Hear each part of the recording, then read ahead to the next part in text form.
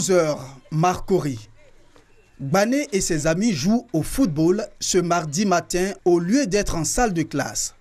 La raison, les cours sont suspendus au groupe scolaire Les Alouettes, leur établissement. Il y a la grève chez nous. Nous, on a choisi de jouer au football, puisqu'on ne peut pas rester à la maison. Nous nous y rendons pour constater les faits. Ici, le personnel referme les portes. Bancs et chaises sont vides. La grève des enseignants du privé laïque est effective. Nous avons reçu un mot d'ordre de grève de notre syndicat, Cinéplacie. Donc, nous suivons ce mot d'ordre de grève. Nous avons libéré nos enfants. Vraiment, on est déçus. On se bat à longueur de journée. On bouge avec les enfants, on fait tout. Mais le salaire, il est maigre. Donc, vraiment, on lutte pour que cette fois-ci, qu'on ait une augmentation forte. Non loin de là, au groupe scolaire La Ruche, c'est la même réalité. La direction se soumet à la décision de grève des enseignants. Dans de tels cas, ce sont les enfants qui sont les plus exposés. Donc il fallait les retenir à la maison. En attendant que le calme revienne, si d'aventure on devait reprendre, ce serait pour le jeudi. Autre destination, commune d'Abobo, quartier BC. Les élèves entassés devant un collège ont été libérés par leurs enseignants. Au niveau d'Abobo, nous avons plus de 152 établissements.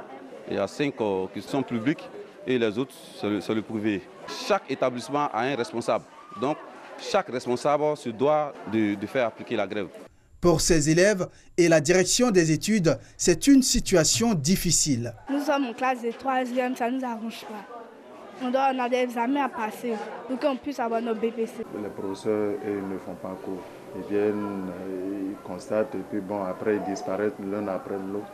Quand on va arriver aux examens de fin d'année, on ne tiendra pas compte de qui a fait cours, qui n'a pas fait cours. Mais ici, dans la commune d'Abobo, tous les établissements privés laïques ne sont pas en grève. Au lycée des professeurs, les enseignants continuent de dispenser les cours.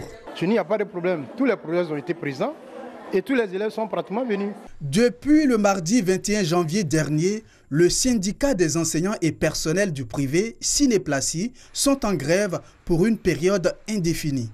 Ils revendiquent une revalorisation de leur barème salarial. C'est un problème de droit du travail. Nous, on arrête.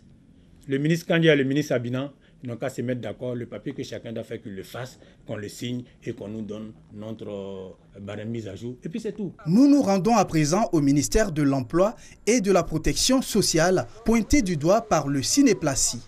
Ici, la directrice générale du travail rassure. Dans le secteur privé, ce sont des entités privées. Chaque personne crée son établissement privé. Mais il y a des fêtières.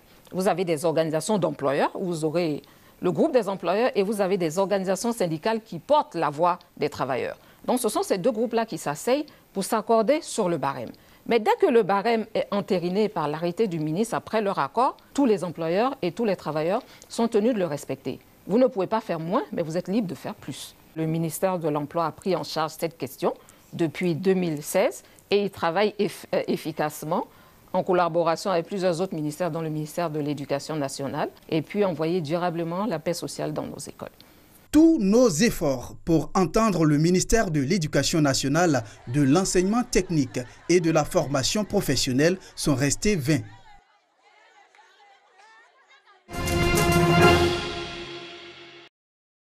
Ils sont des professionnels de la santé.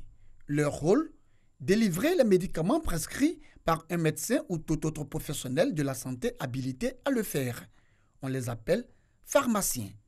Réunis au sein de l'Union nationale des pharmaciens privés du Côte d'Ivoire, ces spécialistes des médicaments sont en congrès.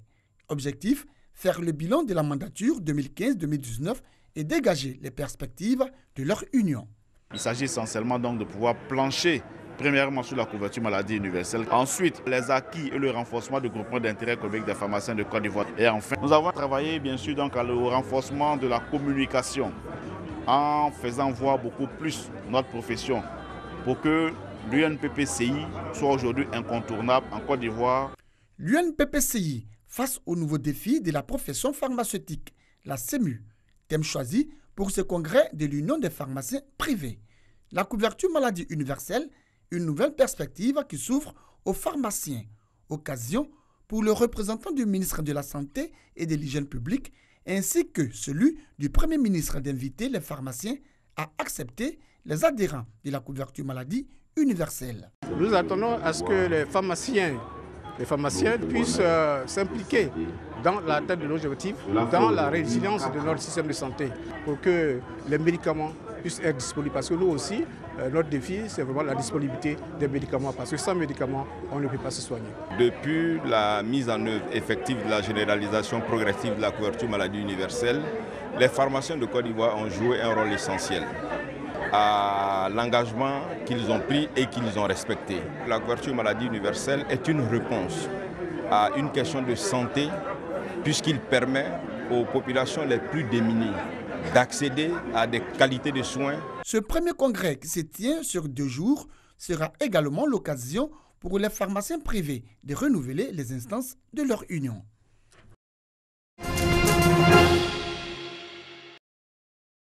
Deux compagnies aériennes ont suspendu aujourd'hui leur vol vers la Chine continentale, où l'épidémie de pneumonie virale a déjà fait plus de malades que le SRAS, tandis que plusieurs centaines de ressortissants japonais et américains étaient évacués de Wuhan, berceau du virus. 26 décès supplémentaires dus au nouveau coronavirus ont été enregistrés depuis la veille selon les autorités sanitaires, faisant état au total de 132 morts et 5 974 cas confirmés de contamination en Chine continentale hors Hong Kong.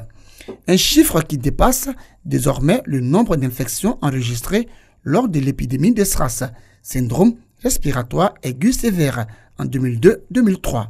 Un précédent coronavirus qui avait contaminé dans le pays 5327 personnes. Le SRAS avait fait 774 morts dans le monde, dont 349 en Chine continentale.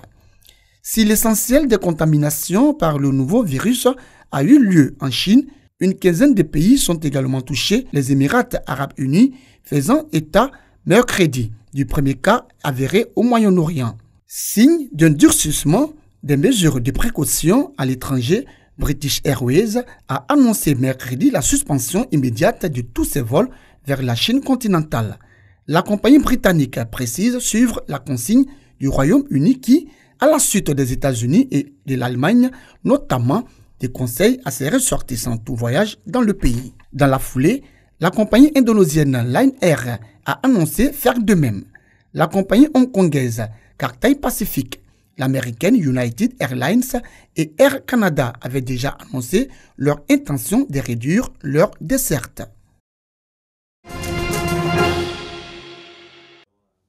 Du 5 mars au 3 avril prochain, Paul Madis, Boklay, Famille Jericho Jewan et d'autres artistes ivoiriens vont marcher d'Abidjan à Korogo. Réunis au sein du mouvement citoyen Les Marcheurs de la Paix, ces artistes entendent parcourir les 716 km qui relient la commune du Plateau et celle de Korogo en 25 jours. Cette randonnée est dénommée 700 km de marche sportive des artistes ivoiriens pour des élections apaisées en Côte d'Ivoire. Le message qui va être prôné à toutes les étapes de ce périple, ce sera la prévention des violences électorales, la promotion des valeurs de paix, promouvoir la culture de la paix afin que nous puissions, n'est-ce pas, avoir des élections apaisées en Côte d'Ivoire. Nul n'est censé ignorer qu'actuellement l'ambiance est très électrique. Il y a beaucoup de violences verbales. Cette marche va parler à tous les Ivoiriens, aussi bien aux autorités, les partis d'opposition, les institutions de gestion des élections, les médias, la population dans toute sa composante. Pour les élections 2020, ma voix mais pas ma vie.